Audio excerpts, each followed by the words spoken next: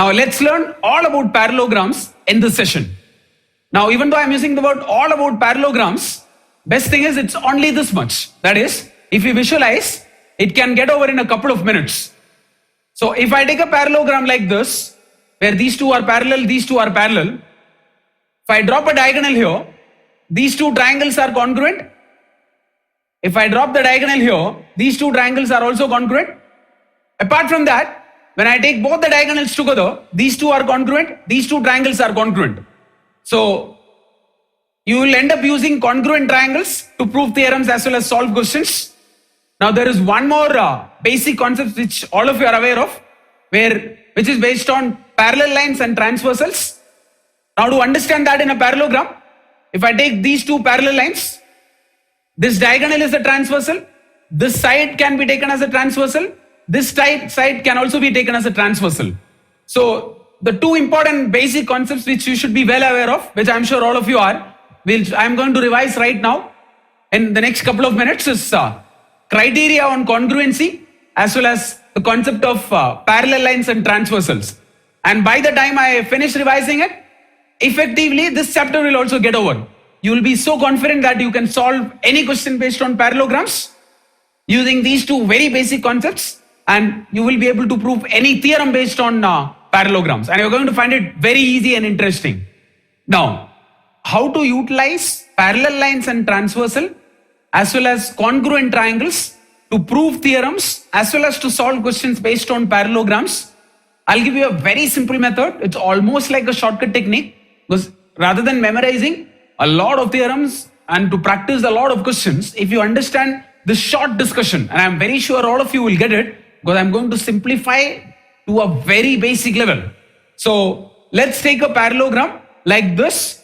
Now in this parallelogram, we'll look at different scenarios of parallel lines and transversals.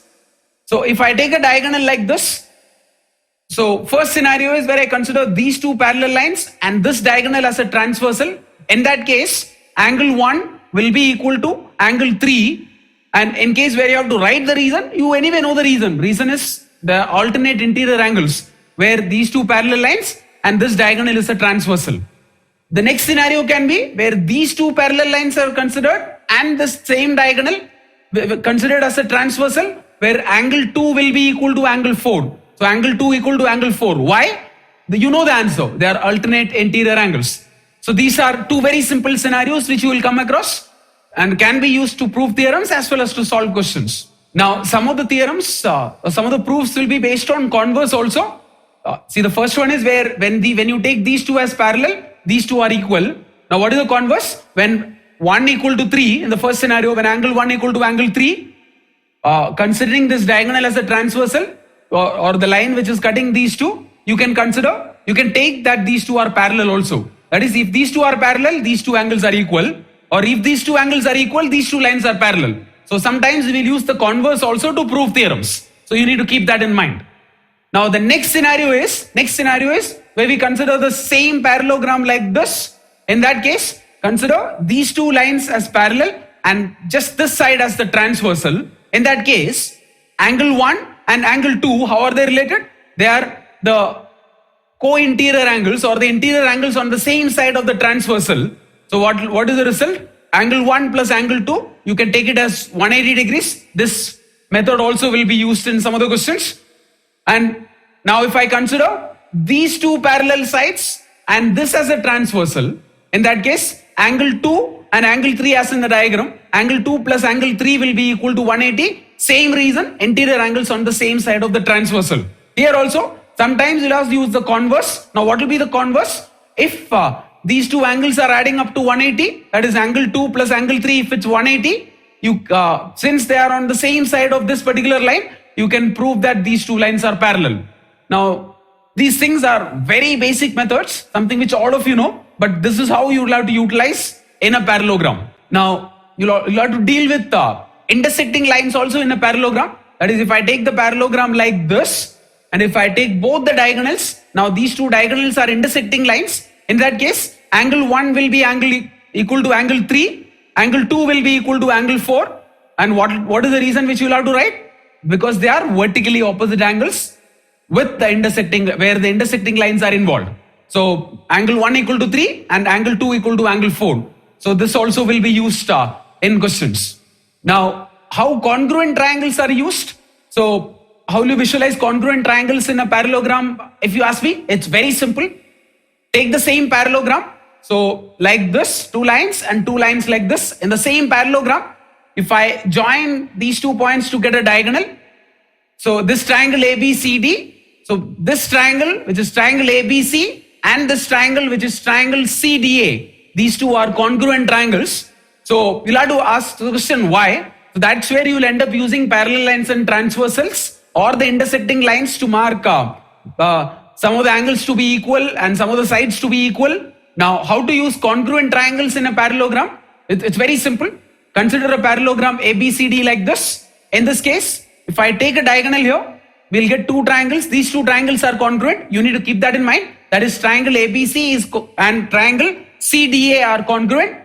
So once you get that 2 triangles are congruent, you'll have to write the reason, whether it's and that will only depend on the data given, whether you are using SAS or SSS or SAA. It will only depend on in one of the parameters. It will only depend on the parameters given.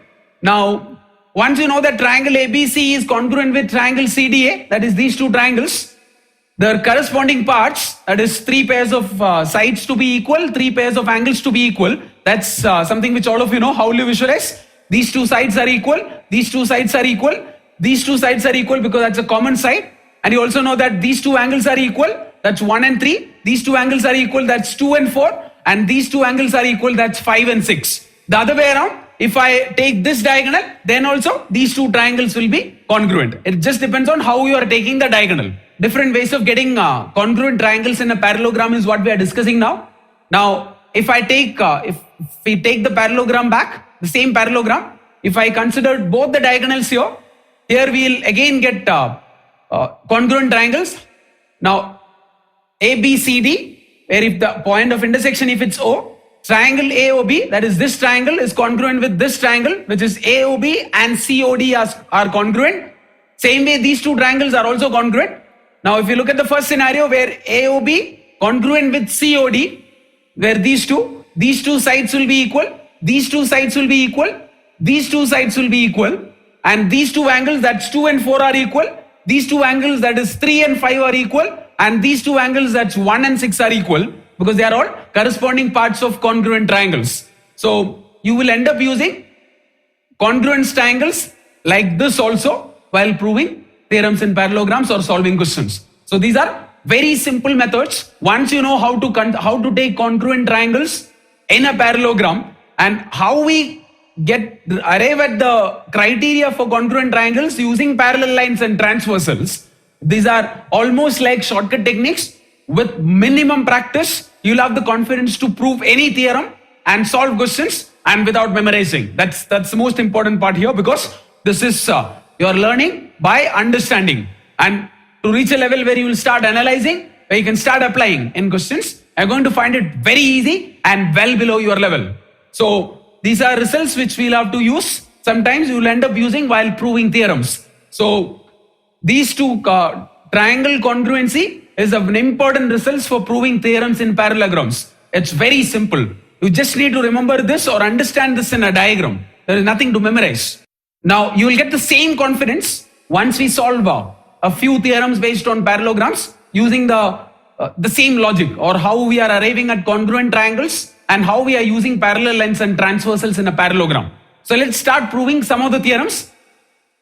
In a parallelogram, opposite sides of a parallelogram are equal, opposite angles of a parallelogram are equal, and each diagonal will divide the parallelogram into 2 congruent triangles. So these are the 3 theorems which we will prove together. That is, we need to prove that opposite sides are equal, opposite angles are equal, and we also need to prove that each diagonal will divide the parallelogram into 2 congruent triangles. So it's a very simple proof. We just need to use what we have discussed before, and you'll understand that easily. So let's start with the proof. So let's take a parallelogram like this, ABCD. Now we need to prove that these 2 sides are equal, these 2 sides are equal. We need to prove that these 2 angles are equal, these 2 angles are equal. And if I take a diagonal like this, we also need to prove that these two triangles are congruent. So we know what we are supposed to prove. And we also know how to prove. So first point is draw a diagonal AC. Reason you will write construction. Then second point, angle 1 equal to angle 3. What is the reason you will write? Parallel lines AB and CD, where AC is the transversal. In that case, these two angles are alternate interior angles and they are equal. Similarly, angle 2 equal to angle 4. Here, parallel lines are AD and BC, where the transversal is AC and they are still alternate interior angles. Now, AC equal to AC because it's identity. Next point you can write triangle ABC congruent with triangle CDA. Now what will be the reason? You can write the reason as ASA, right? Because these two angles are equal. This side is the common side, so they are equal, and these two angles are equal. That is why it's ASA. So once we get, after getting triangle ABC congruent with triangle CDA, now we can easily write down corresponding parts of this these triangles equal. So we can prove, we just proved that this diagonal is bisecting parallelogram into two triangles where they are congruent. So the third part is already proved. Now we can directly write down AB equal to CD and BC equal to AD. That is from the last statement.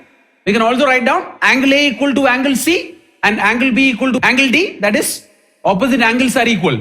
So opposite sides are equal, proved, and opposite angles are equal. That's also proved from the statement triangle ABC congruent with triangle CDA. So it's very simple proof for these three properties. What are the three properties which we just proved?